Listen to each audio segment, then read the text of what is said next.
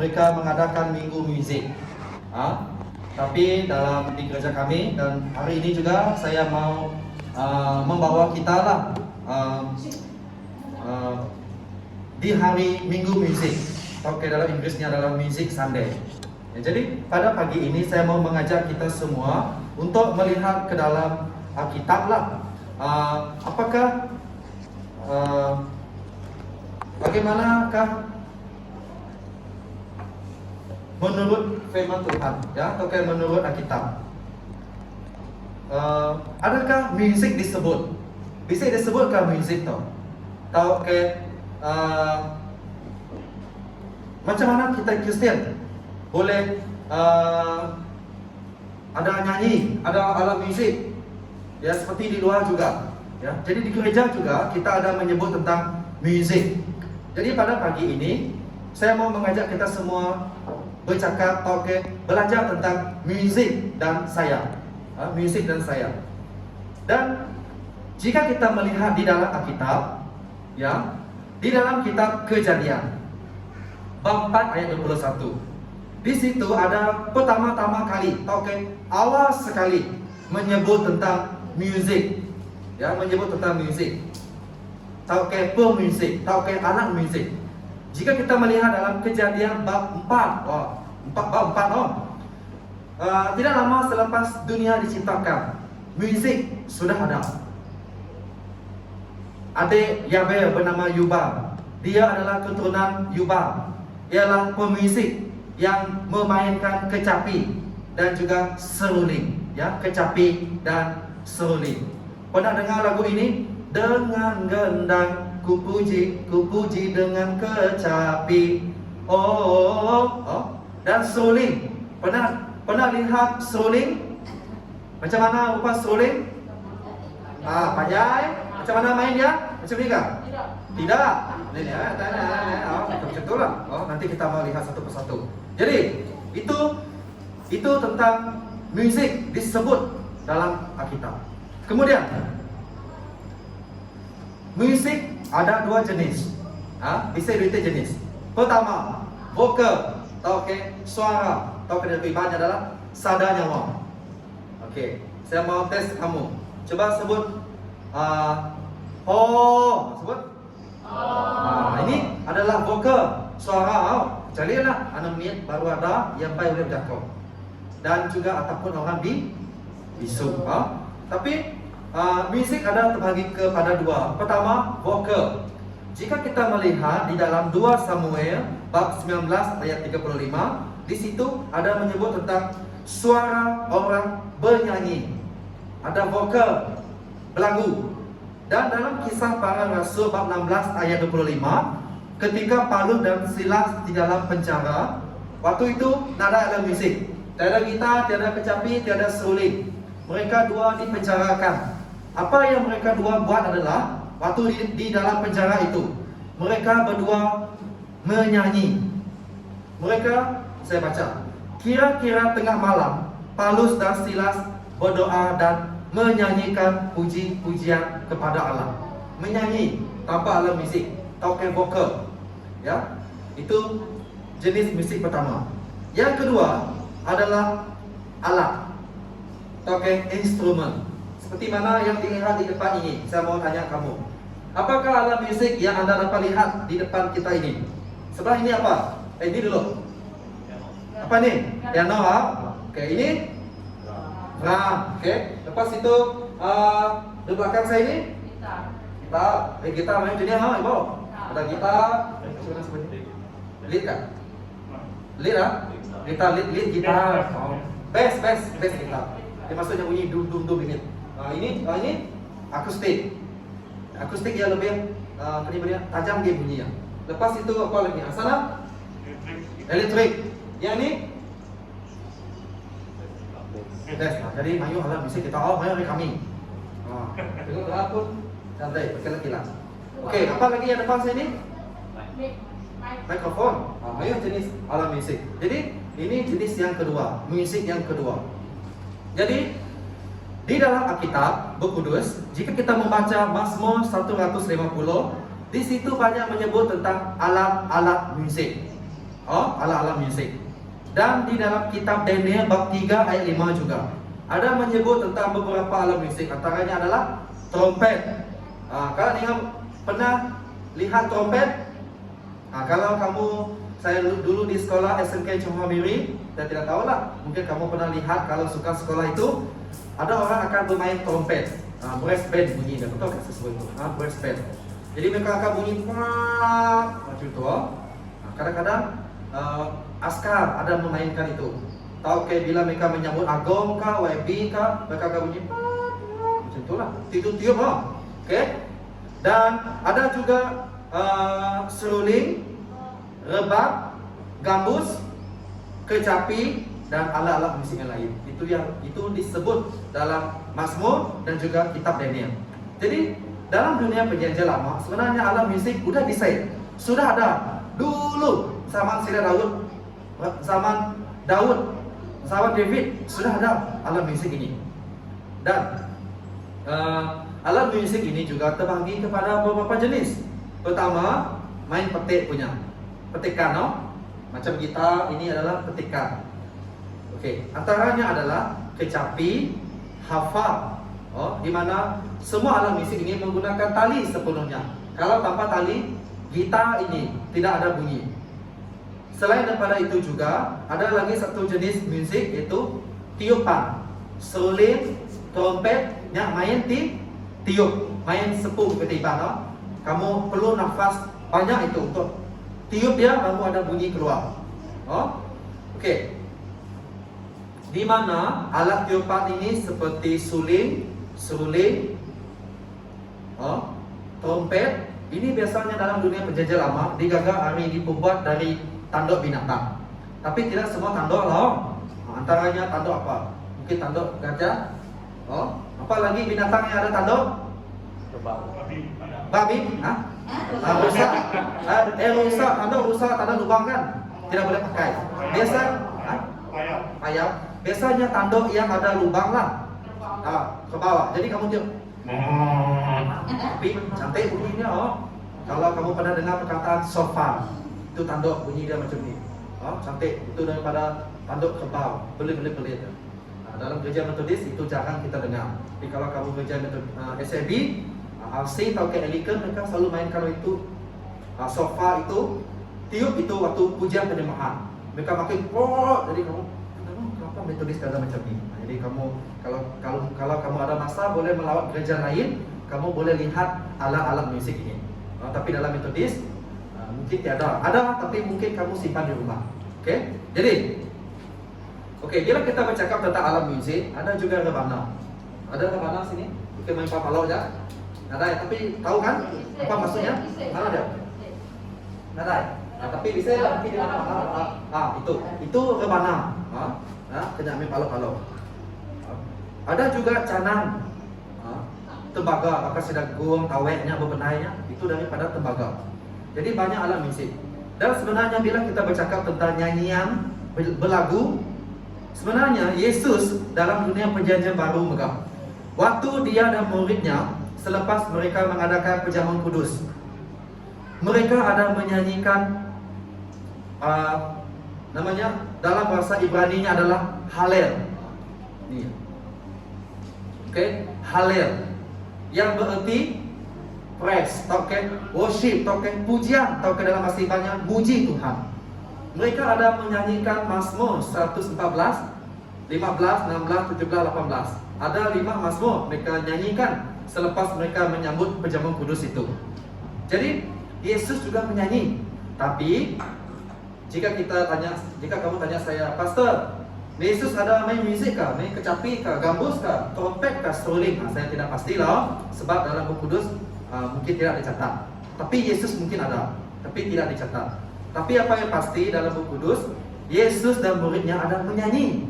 Ya, ini satu teksnya yaitu Matius 26 dan juga Markus bab 14 ada menyebut, kita mendapati bahwa Yesus ada menyanyi juga. Oke, next. Nama tujuan musik dah. Apa tujuan musik? Mengapa perlu musik? Macam orang Iban, waktu birthday ada nyanyi betul, ada karaoke betul.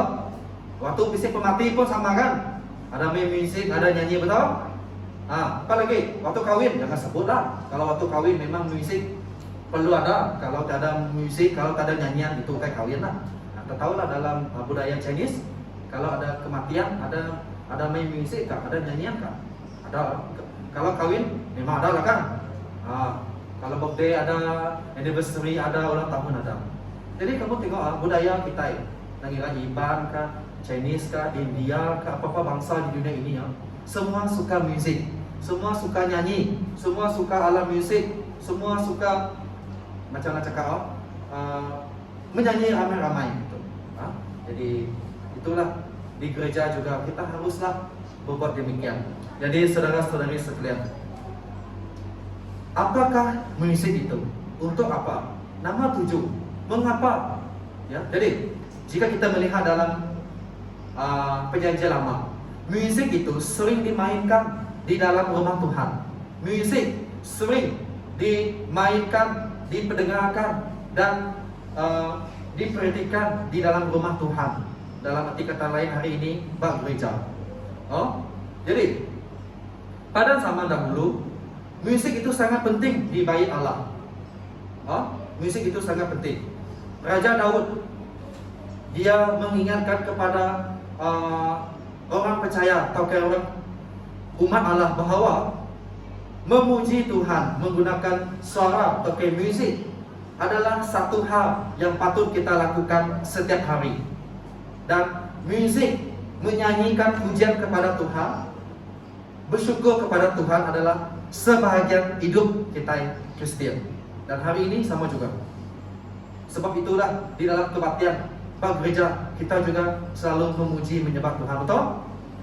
Kemudian bukan itu juga, bila musik dimainkan di rumah Tuhan pada zaman dahulu, Daud dia macam ni, dia atur siapa yang menyanyi, siapa yang main musik, siapa yang serve, siapa yang melayani dalam tamborin kah ataupun apa-apa berkaitan dengan musik. Jadi sebab itu hari ini gereja Megah Metodis khususnya kita ada buat jadual, siapa main gitar, siapa main musik, siapa menyanyi, betul? Saya rasa gereja ada pun juga begitu, betul? Jadi nak boleh kita semapa-apa hari minggu terus berlagu kan? Kecuali kita sudah sedia dan kecuali kita sudah ada jadual itu. Mengapa? Supaya kita bersedialah, supaya pelayanan pun beratur kan? Sebab bagi tugas. Kalau tidak hari ini semua main gitar, siapa nyanyilah, betul kan? Ya, nanti berebut gaduh. Nanti itu kita ini semua orang bergaduh, amin. Di pastor Basilin dengar hari itu ada yang bergaduh, berebut main musik. Sebab kita tahu siapa main, jadi semua mau main. Jadi di dalam gereja Metodis kita diset sistem teratur. Siapa yang melayani hari ini, minggu depan dan sepanjang tahun 2022. Jadi saudara-saudari sekalian, kedua, musik adalah lambang atau simbol kepada sukacita atau kegembiraan. Sama juga kita, bila kita happy, bila kita sukacita, bila kita gagah, joy, kita akan menyanyi. Ada orang bila dia happy, dia akan main drum, dia akan main tamborin, dia akan main gitar. Ada orang bila dia happy, gembira, dia akan karaoke, menyanyi. Betul kan? Ya. Jadi musik tu ada kaitan dengan ada emosi perasaan juga, yaitu sukacita. Dalam kitab Zefanya dan juga surat Efesus bab 5 ayat 19, di situ kita mendapati bahawa orang Israel bila mereka melawan musuh, serang dan mereka menang, bila mereka balik daripada peperangan itu, mereka happy, gagah, musuh telah dikalahkan, dan umat Allah menang, kami umat Israel menang. Jadi apa yang terjadi adalah mereka bermain alat musik dan mereka menyanyi kepada Allah. Mereka kata bahawa Tuhanlah Raja, Tuhanlah Raja atas segala, atas orang Israel. Tuhan memberikan mereka menang. Oleh itu mereka menyanyikan lagu gembira kepada Tuhan. Kita yang hari ini megah, nanti kita gagah, sukacita, kita pun menyanyi untuk Tuhan. Dalam Efesus bab 5 ayat 19, orang Kristian juga mereka Paulus menggesa orang Kristen di kota Efesus supaya mereka menggunakan kata-kata untuk menyanyi lagu rohani dalam percakapan dan menyanyikan puji-pujian dan bermazmur kepada Tuhan dengan hati yang gembira. Ini kata-kata Paulus kepada orang Kristen di kota Efesus. Dan selain daripada itu juga, musik juga, alat musik juga boleh memberikan penghiburan. Bolehnya nanti bisa orang mati kan, kita bisa sembahyang penghiburan, betul? Pernah ikut, pernah dengar, pernah lihat nama orang Kristen mati berlagu, nama anak murid, kenapa tidak berkabung? Sebab dalam budaya Iban, kalau orang mati tidak boleh nyanyi, tidak boleh musik, betul kah, Ibu? Tapi dalam Kristen, mengapa kita ada nyanyian? Sebab supaya kita mau menghibur, betul kan? Saya tidak tahu dalam budaya Chinese, bila ada kematian, ada nyanyian juga kan? Ya, ada kan? Tidak boleh nyanyi ya? Sama juga Iban juga macam itu, tidak boleh nyanyi. Tapi sekarang kalau ada kematian, kita mau pergi sembahyang, betul? Kita ada nyanyi 1-2 lagu lah, supaya orang yang sedih itu dia boleh beri badannya bangkitlah, tidak sedih. Sebab nyanyian ini dia boleh membangkitkan emosi kita supaya tidak sedih sangatlah. Jadi musik ini ada kaitan dengan penghiburan, menghiburkan orang yang sakit, yang susah, yang resah, yang gelisah. Selain daripada itu juga, musik juga boleh menangani stres atau tekanan atau gangguan mental. Jika kita melihat satu contoh di dalam 1 Samuel bab 16 ayat 14 sampai ayat ke-17. Pada waktu itu Raja Saul dia sedang diseksa atau dirasuki oleh roh jahat. Dan mereka mencari seseorang yang boleh menghibur hati raja ini, Raja Saul. Dan orang itu adalah Daud sendiri. Jadi orang yang bekerja di istana, mereka pernah dengar ada seseorang bernama Daud. Dia pandai main kecapi, dia pandai main musik. Oleh itu mereka cari Daud, bawa Daud ke istana, dan Daud main kecapi dan menghibur si Raja Saul. Apa yang terjadi? Bila Daud memain kecapi, Raja Saul menjadi tenang. Ia menjadi tidak ada roh jahat, tidak mengacau dia lagi, tidak mengganggu dia lagi. Jadi saudara-saudari sekalian, Tuhan boleh menggunakan musik ini ataupun suara kita supaya boleh memberikan emosi kita yang tertekan, yang stres itu boleh menjadi lebih baik lagi. Boleh itu, bila kamu ada mimpi kah, mimpi buruk kah, susah hati kah, ataupun ada orang jahat, kamu rasa bisa ada orang hantu kah, apalah, bunyi ketiban bisa kacau kamu nyanyi dalam nama Yesus, contoh. Kamu nyanyilah apa-apa lagu Kristen yang kamu nyanyi. Lagu lingkupiku boleh, tadi lagu lingkupi kan? Apa-apa lagu sembahyang. Caci duli, woman seijaran pun boleh juga lah. Tapi tidak cuma itu macam boleh juga lagu itu. Macam kamu mau kawan dengan itu hantu pula. Ada lagu itu kan, dalam Yesus kita bersaudara. Itu mungkin tidak cuma. Kalau setan serang kamu, takkan kamu guna lagu itu kan? Kamu gunakan lagu lah. Di saat ataupun dalam Yesus. Salah. Ini ada lagunya. Dalam nama Yesus, dalam nama Yesus ada kemenangan. Kamu boleh nyanyi lagu itu. Jangan bawa lagu dalam Yesus kita bersaudara. Nanti itu undang itu roh jahat masuk pula rumah kamu. Jadi itulah musik itu boleh dipakai waktu kita ada stres, emosi tertekan. Kalau kamu stres belajar, onlah lagu musik semayang. Tuhan asal susah hati, carilah lagu semayang, YouTube banyak. Itu yang seterusnya. Musik juga dimainkan suatu pesta musik. Kalau ada sekarang macam di Miri, ada jazz festival, betul? Di Koko Kebana. Kadang-kadang ada musik festival lah di Sibu kah, di Miri. Kadang-kadang musik juga dimainkan. Kadang-kadang ada konser choir Macam Methodist, mereka selalu adakan concert choir. Jadi kamu boleh datang, lihat, dan apa yang mereka nyanyikan itu adalah semua pasal lagu-lagu rohani. Ya, oke. Selain daripada itu juga, musik juga dimainkan suatu keramaian. Macam saya cakap tadi lah, nyanyian dan main musik selalu dinyanyikan dan dimainkan suatu ada perkawinan, oke, pesta, keramaian. Ya, jadi hari ini sama juga dalam perjanjian lama, musik juga dimainkan di dalam istana dan kerajaan. Raja-raja pun ada memainkan musik zaman dahulu. Hari ini sama juga. Oke, di istana pun bisa juga. Oke, next adalah musik juga dimainkan di surga. Wahyu bab 5 ayat 8 sampai 9. Di situ ada mencatat bahawa makhluk di surga dan pemimpin di surga, mereka ada bermain kecapi dan mereka berdoa dan menyanyi lagu untuk Tuhan, untuk domba Allah. Jadi saudara-saudari sekalian, bukan hanya di bumi saja nyanyian kepada Tuhan dinyanyikan, tetapi di surga juga musik dan nyanyian juga dinyanyikan kepada anak domba, yaitu Yesus Kristus. Yang kesembilan, musik kadang-kadang tidak dimainkan atau tidak dinyanyikan sewaktu ada kesusahan.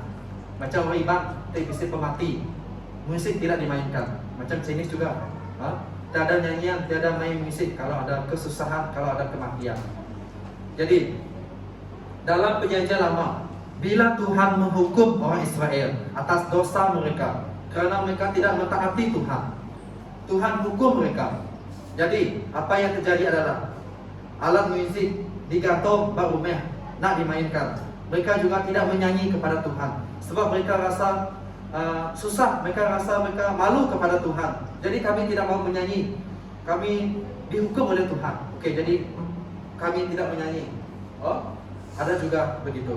Dalam Wahyu bab 18 ayat 22, Tuhan menghukum orang berdosa. Maka alat musik seperti kecapi, seruling, trompet tidak ada didengar lagi, berkabung, sebab waktu itu Tuhan menghukum umatnya. Ya, jadi inilah yang terjadi. Dan saudara-saudari sekalian, kalau kamu membaca Mazmur khususnya, kamu akan mendapati ada satu perkataan, yaitu ujung sana, apa tuh yang saya tulis tuh? Apa ujung tuh? Sela. Ini dalam bahasa Indonesia lah. Sela, apakah maksudnya? Maksudnya adalah mungkin memberi tanda kepada kita semua supaya stop, pause sekejap saja, sejenak, supaya kita lepas kita main musik, kita berhenti sekejap, supaya kita boleh prepare untuk next song. Kita boleh prepare untuk tukar chord, ataupun tukar alat musik, ataupun kita rehat sekejap suara kita, supaya kita boleh bersedia untuk lagu yang seterusnya.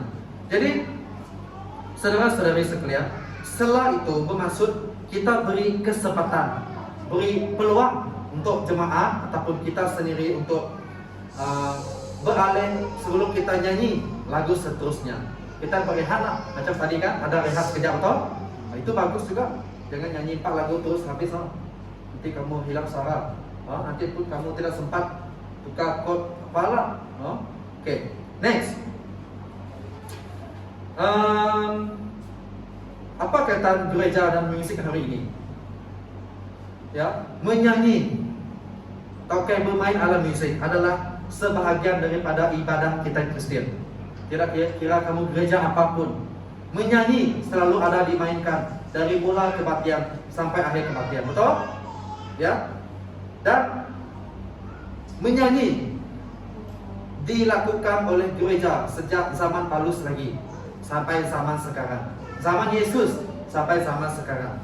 Jadi oleh itu, saudara-saudari sekalian, tidak heranlah bila kamu pergi ke gereja selalu ada nyanyian dan main alat musik. Dan kita sebagai Kristian, tanggung jawab kita adalah kita yang menyembah Tuhan. Kita sama juga malaikat juga menyanyikan memuji, menyembah Tuhan, bersyukur kepada Tuhan, Tuhan kita yang hidup itu. Jadi orang Kristian, mengapa kita menyanyi dan bermain alat musik? Kerana firman Tuhan mengajar kita. Kolose bab 3 ayat 16 mengajar kita supaya kita selalu menyanyi lagu untuk Tuhan, bersyukur kepada Tuhan dengan segenap hati kita. Dan bila kita menyanyi kepada Tuhan, kata-kata Tuhan, firman Tuhan akan masuk dalam jiwa kita, hati kita, emosi kita. Sebab itu bila kita susah, bila kita sakit, bila kita sedih, nyanyian itu boleh mengubati kita. Dan sebab lagu-lagu juga mengandungi firman Tuhan. Setiap apa yang kita nyanyi itu sebenarnya datang daripada firman Tuhan. Berkat kemurahan-Mu tadi itu ada dalam Mazmur, ya, berkat kemurahan Tuhan kita menikmatinya, merasainya di dalam hidup kita. Ada kata dalam Mazmur. Oleh itu bila kamu nyanyi tadi, apa yang kamu nyanyi sebenarnya datang dari sini. Jadi kalau kamu mau cipta lagu, bacalah buku kudus, Mazmur, kamu cipta lagu, buat lagu sendiri. Sebab kita BM, Gereja Metodis BM, ada lagu BM original. Selalu kita ambil dari mana? Hello, mana? Indonesia, betul? Kecuali lagu Kidong. Ini original daripada John Wesley, ataupun lagu hymn, lagu Kidong yang lama-lama punya. Jadi anak-anak muda ataupun siapa-siapa pun kita, kalau kamu pandai main gitar, apatah lagi kamu pandai chord, buatlah satu lagu semayang. Kita Iban kah, lagu semayang Iban kah, lagu semayang bahasa Malaysia kah? Dan pastikan lagunya datai dari Bible lah, bukan hanya kata-kata kamu Tuhan, yang kata-kata kita. Carilah ilham, tauke giga inspirasi daripada firman Tuhan. Kalau kamu pandai mencipta lagu lah. Oke, next. Ya, firman Tuhan akan masuk kepada jiwa kita dan berkata-kata kepada kita bila kita menyanyi firman Tuhan. Lagu tenang di saat badai itu ada dalam Mazmur juga. Itu ada dalam cerita Yesus juga. Bila murid-murid Yesus, mereka kapal mau tenggelam perahu. Jadi Yesus datang meredakan badai, taufan itu menjadi tenang dan mereka tidak takut. Jadi sebenarnya apa yang kita nyanyi lagu tadi liku-piku ada juga dalam cerita Yesus dalam Buku Kudus. Jadi sebenarnya ada kaitan nyanyian dan firman Tuhan, ada kaitan, ada satu paut. Oke? Jadi bila kita menyanyi, kita akan tahu sifat Tuhan. Tuhan itu maha belas, maha mengampuni, maha mengasihi. Tuhan itu setia. Ya, kita akan tahu apakah karakter Tuhan. Ya, dalam nyanyian kita. Siapa Tuhan dan siapa kita bagi Tuhan. Kita adalah anak Tuhan, kita adalah umat Tuhan. Yang patut kita sembah adalah Tuhan kita, Raja kita. Dan bila kita menyembah pada Tuhan, Roh Kudus akan menggerakkan hati kamu. Dan kita, bila kamu datang ke gereja, kamu haruslah siap sedia untuk menyanyi. Tidak kira kamu susah hati kah apa, bila kamu datang ke gereja, mahu tidak mahu, kamu ikut kami nyanyi. Betul tak? Setuju? Kamu tidak boleh kata, Pastor, nanti datang gereja nagengai aku berlagu, aku benung mulir, aku benung susah hati, saya benung marah, bergaduh dengan suami saya, istri saya di rumah. Oleh itu bila saya datang ke gereja ini, jangan suruh saya tepuk tangan, jangan suruh saya jabat tangan, jangan suruh saya nyanyi. Hati saya apa tuh? Tidak tenang. Waktu kamu pergi ke gereja, itulah kita pergi ke gereja supaya melalui firman Tuhan, melalui nyanyian, melalui musik yang kita dengar, yang kita nyanyikan itu, kita lihat betul Tuhan boleh mengubahlah hati kita yang sedih itu menjadi sukacita. Macam orang pergi klinik. Adakah orang sehat pergi klinik? Hello? Tiada. Siapa pergi klinik?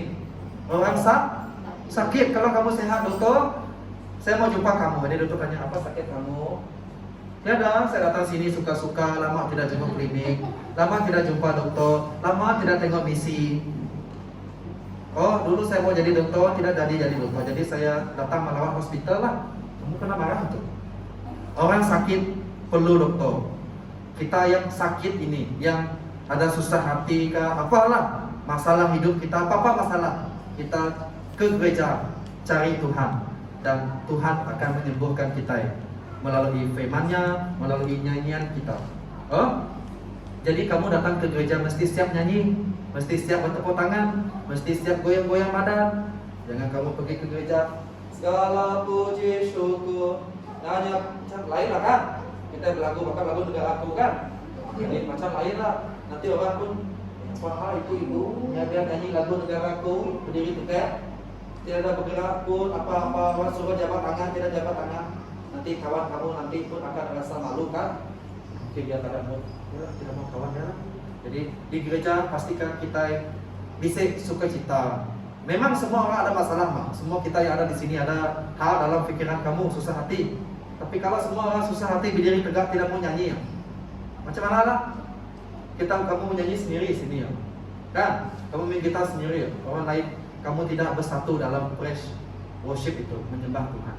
Jadi kita mesti belajar lah, walaupun nyawa mana suara kamu sumbang tidak sedap, nyanyi saja lah ibu, ayah semua, kita semua. Oke? Jadi itulah. Tapi main alat musik ini kita juga perlu belajar, khususnya Metodis kita perlu belajar, mau up sedikit level kita main musik. Macam gereja kamu ada segala-galanya. Kita perlu ada tim praise worship. Okay? Ada gereja main piano saja. Okay? Kita menjadi syukurlah kamu ada alat musik segala-galanya. Tapi mungkin kamu orang kurang pemain saja. Ada gereja Metodis, tapi gereja Iban mereka ada macam ada kaya maka kita Metodis. Ya. Tapi pujian penyembahan kepada Tuhan tidak dipengaruhi oleh alat musik. Kamu boleh menyanyi tanpa alat musik juga. Tapi sekarang kan di mana-mana pun pasti ada alat musik kan. Jadi kita boleh gunakan apa yang Tuhan beri, kita pakailah. Keyboard, apa-apa lah kita boleh guna. Kita juga boleh belajar alat musik, main rebana, piano, keyboard, semua ini kita boleh belajar. Nanti kalau kamu ada beban mau melayani, cakap kepada pastor kamu, pastor saya mau main rebana, saya mau main keyboard, piano, saya mau main drum, boleh. Saya kalau kamu suruh saya main semua ini saya tidak pandai tapi nyanyi boleh lah. Itu pun tidaklah profesional sangat. Saya boleh lah macam pagi tadi ada nyanyi sikit lah saya. Jadi piano ini sikit saja. Tapi saya tidak pandai dua tangan, saya hanya pandai main tangan saja. Puji Allah, itu saya pandai. Tapi dua tangan itu yang itu tidak pandai saya. Keyboard saya suka. Okay? Jadi kita lah sebagai orang Kristen, kita boleh belajar musik, kita boleh belajar vokal juga. Sekarang YouTube, di TikTok kamu boleh cari guru vokal di TikTok. Dia ajar kamu secara percuma, tak bayar. Kamu tak ada duit mau belajar piano, keyboard, gitar, apa-apa alat musik, type saja di YouTube macam mana main piano. Itu orang akan ajar kamu, betul? Ini khususnya anak-anak sekolah minggu ini. Kamu mau ajar anak kamu nyanyi, type saja, belajar menyanyi, belajar menari rebana, type saja. Semua ada di YouTube.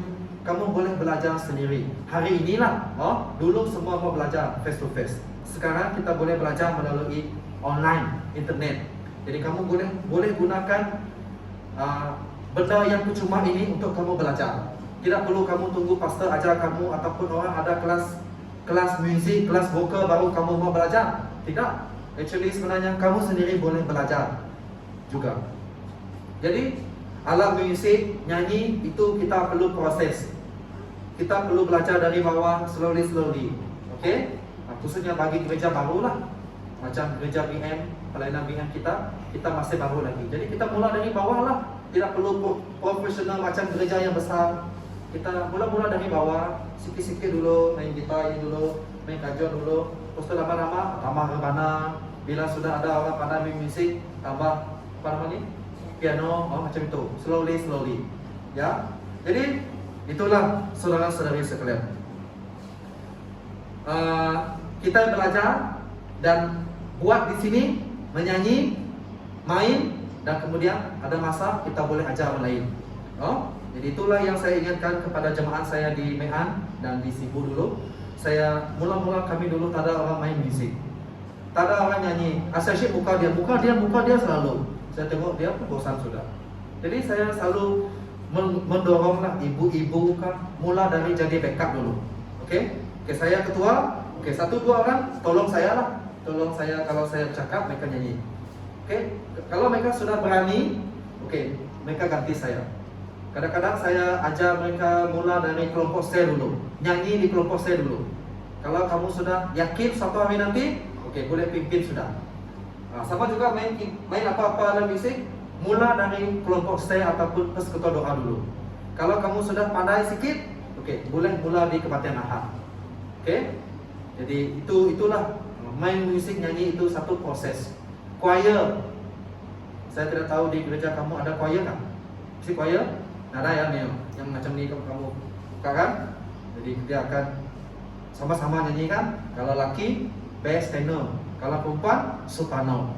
Kamu soprano, dia nyanyi, kayaknya. Tapi laki, makanya. Jadi bila suara ini bergabung, wow, dia akan macam kamu rasa di dalam gua, sangat nyamai, ningal, sangat hati tenang ningal. Jadi itulah choir dalam gereja Metodis BM juga ada sedikit kurang lah bagi saya. Saya rasa di gereja saya pun tak ada choir, tapi di gereja Chinese ada kan? Setiap minggu mereka ada choir.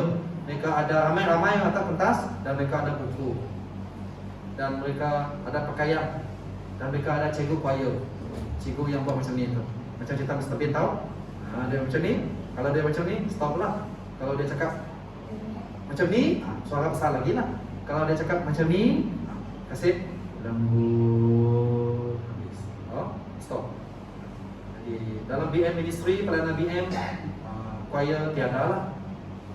Sebab mungkin kita kurang cikgu choir, kita pun tak tahulah. Harap suatu hari gereja kita yang Metodis boleh choir, maka gereja Anglican pasti ada. Nanti SIB tiada, tiada choir.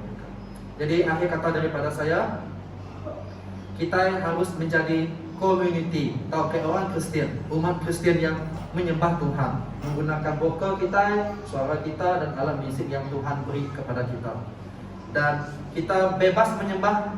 Kamu mau bertepuk tangan, duduk, kamu mau menyembah Tuhan dalam keadaan senyap, kamu mau menyembah Tuhan dalam keadaan memandu, waktu kamu memandu, waktu kamu sedang baring, waktu kamu sedang makan, waktu kamu buat assignment, tugasan kamu, apa-apapun lah, kamu boleh menyembah Tuhan, bebas menyembah Tuhan. Dan waktu kamu menyanyi, kamu dapat hubung dengan Tuhan, kamu dapat gaul erat dengan Tuhan, kamu ada hubungan relationship dengan Tuhan.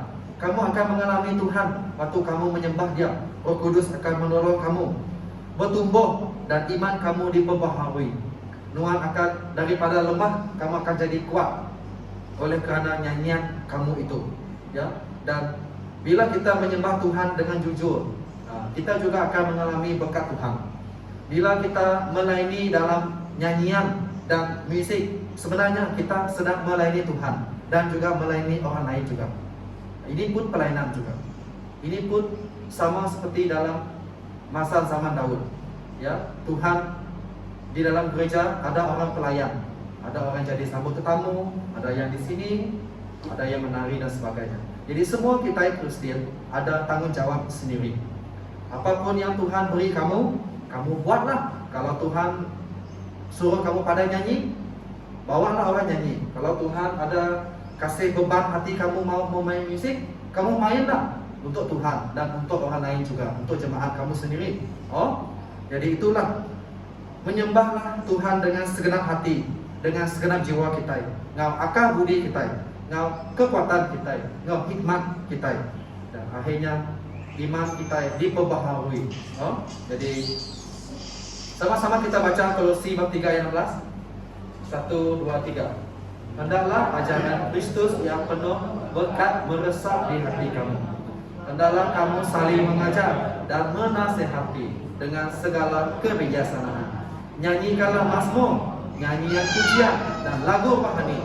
Bernyanyilah dengan Allah dengan perasaan yang syukur di dalam hati. Amin. Mau gambar? Ini kata-kata firman Tuhan yang selalu kita pegang. Tidak kira apapun situasi kamu, tetaplah menyanyi kepada Tuhan dengan perasaan syukur. Amin. Ya. Jadi masa dan tempat saya serahkan kepada pemimpin kebaktian.